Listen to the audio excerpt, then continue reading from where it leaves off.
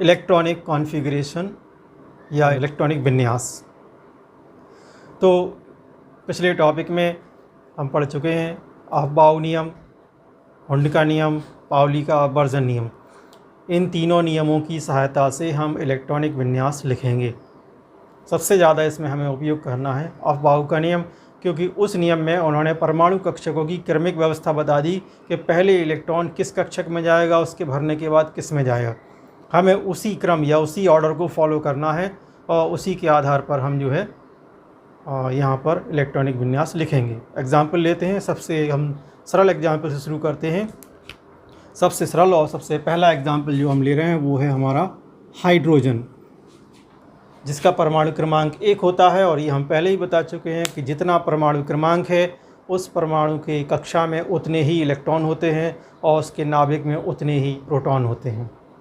तो इसका परमाणु क्रमांक 1 है, मतलब इसके पास केवल एक ही इलेक्ट्रॉन है।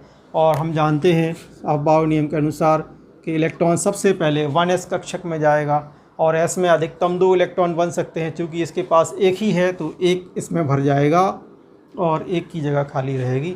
यहाँ पर ये हो गया हाइड्रोजन का इलेक्ट्रॉनिक विन्यास। जहाँ तक इलेक्ट्रॉन भरते हैं कक्षक में हमें वहीं तक लिखना है। दूसरा एग्जाम्पल है इसमें हीलियम, परमाणु क्रमांक 2। इसमें 2 इलेक्ट्रॉन हैं। सबसे पहले इलेक्ट्रॉन जाएगा 1s में और s में 2 रह सकते हैं, तो दोनों इसी में बन जाएंगे।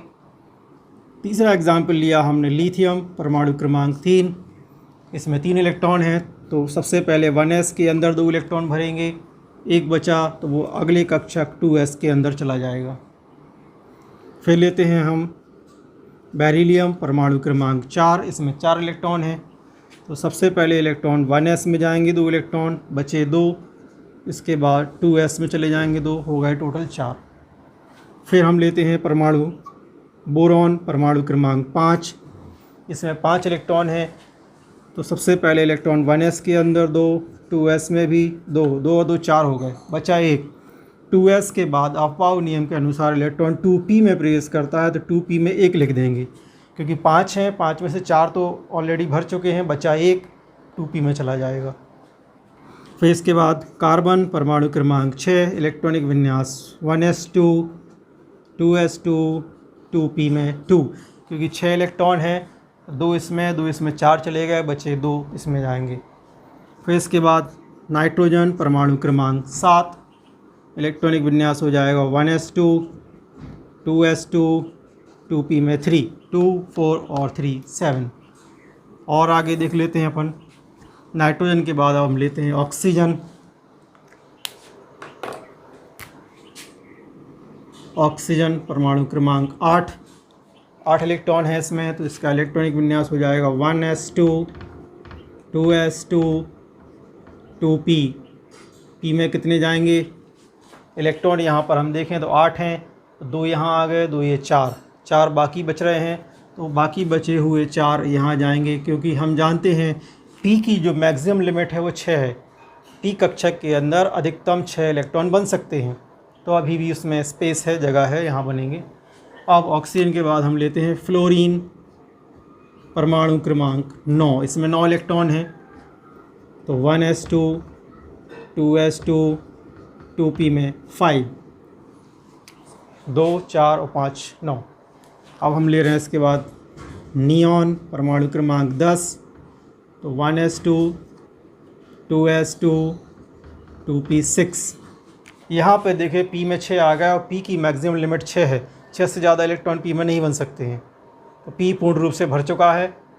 और पहली कक्षा में 2 इलेक्ट्रॉन बनते हैं, दूसरी कक्षा में 8, तो 6 और 2 8, दूसरी कक्षा कंप्लीट हो चुकी है। ये पहली, ये दूसरी।